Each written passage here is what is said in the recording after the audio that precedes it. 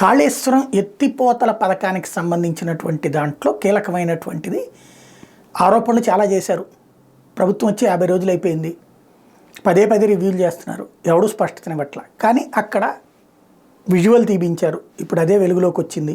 ఇంత పెద్ద క్రాక్ ఉంది ఆ వంతెన దగ్గర, కుంగిపోయినటువంటి ప్రదేశంలో ఇంత పెద్ద క్రాక్ అంటే అది శాంతం పడిపోయే పరిస్థితి.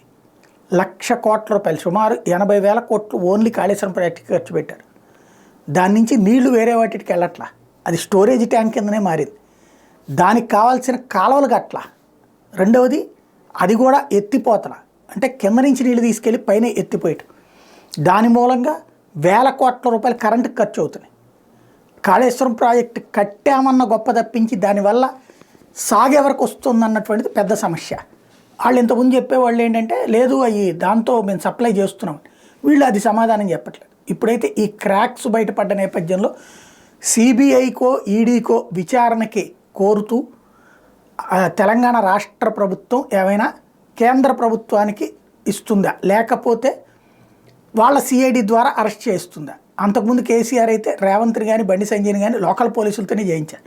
ఇప్పుడు ఏమైనా చేస్తారా చూడాల్సి ఉంది.